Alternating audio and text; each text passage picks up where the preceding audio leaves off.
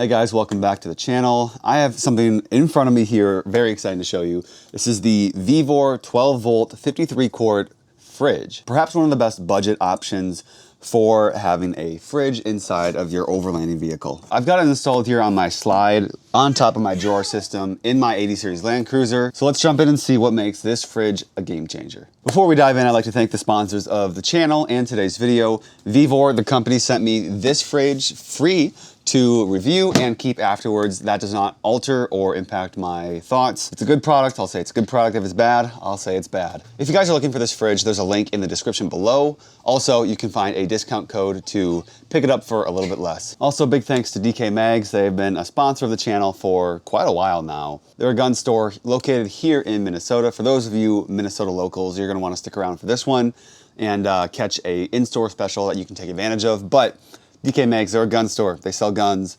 ammo, accessories, parts, NFA items, holsters, belts, knives, everything that you could ever want. DK Mags buys guns, they ship, and they transfer to FFLs. They're also on Gunbroker. Check out their website, linked in the description below. You guys can pick up all their stuff there. And if you're in Minnesota and you stop by, tell them I sent you. They're gonna give you 5% off most accessories and ammunition, as well as 2.5% off most firearms. Some exclusions apply, but if you let them know that I sent you, they'll take good care of you. You guys are gonna wanna take advantage of this offer because it expires at the end of the month. All right, quickly running down the specs. You got 53 quarts of internal storage.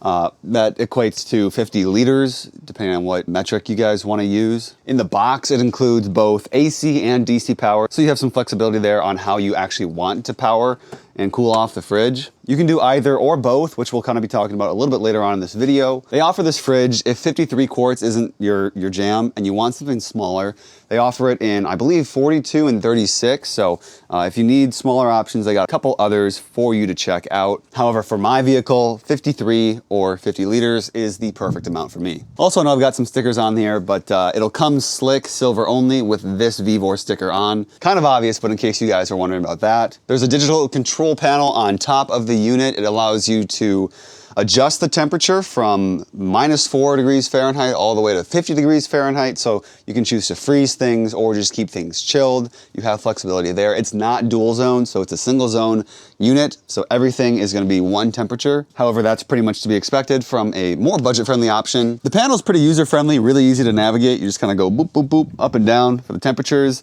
Normally to balance battery and also not getting food poisoning, I leave my fridge around 40 degrees. Not exclusive to the fridge, but a really cool way that I've been able to access and make it really easy for accessing the fridge is with this drawer slide. This is from Rough Country. It's just bolted right up to my drawer system, so that's an easy way to do it. However, some people like to have their fridge, say, in their passenger area, their passenger bay, fold out the seats or remove a seat and then have the fridge strapped down so that you can access it easily just by opening the door. Maybe one day I'll end up running my fridge like that. However, with a dog, with a newborn baby, this is the most convenient and practical spot for me to run my fridge. My only gripe about it is I wish it was one of those kind of drop down fridge mounts where it comes all the way out and then comes down at an angle so that you can access what's in the fridge a bit easier, but it's not the end of the world. I can still reach in, grab stuff, or if I need to step up, I can,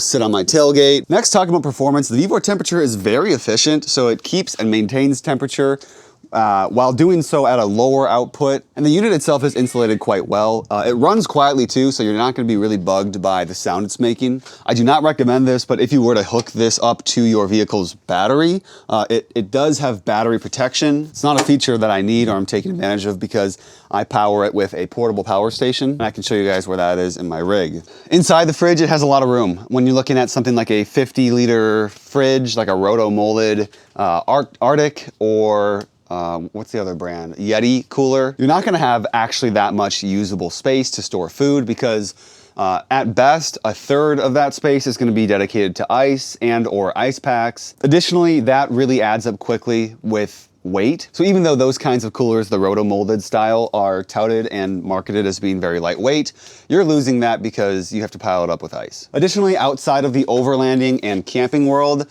having a 12-volt fridge in the back of your vehicle is very practical. For me, things like picnics, going to have a meal somewhere outside where you might want to go for a walk, being able to easily keep your food cool with the click of a couple buttons is very, very convenient. I can turn on the fridge and start running it while I'm driving, so I don't actually have to like get out of the car to get everything started. That is really, really nice and very convenient. It's just ready to go whenever I need it. Also, leftovers. If you're at a restaurant and you gotta take home some food, but you're not going straight home or you're gonna be out for a couple hours and it's really hot out, it saves your leftovers really well. It's been a lot more convenient having around than I thought it was gonna be. All right guys, when it comes to power, this is kind of an awkward position, but when it comes to power, I have my Ecoflow River 2 Max. This one has about 500 watts of battery capacity. I've got it ratchet strapped down so that it doesn't go flying and kill people. And then I have the 12-volt plug plugged in here to the fridge, the 12-volt charger, the cigarette plug, plugged into my vehicle. So that way, essentially, whenever I'm running the car, it's topping off the battery.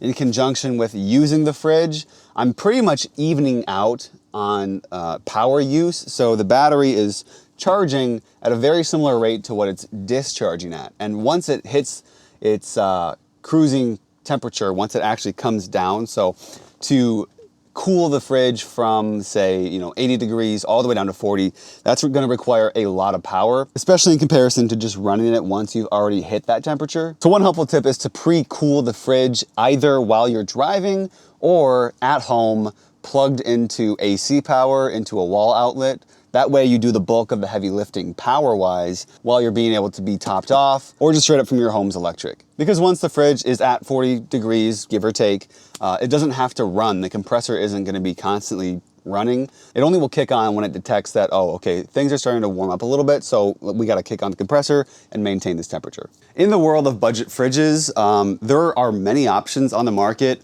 I'm not one of those YouTubers who does comprehensive tests of and comparisons of like 50 different fridges because I don't have that budget nor the audience size to get those products. But for me, this fridge isn't leaving me wanting more. And so from a sample size of 1, I recommend this fridge. I think it's a fantastic option for the money. Potentially, I might do a long-term review as this is more of an initial impressions and I haven't had it for all that long. But simply put, it's a high quality, reliable fridge coming in at a fraction of the cost of a lot of other offerings from different companies.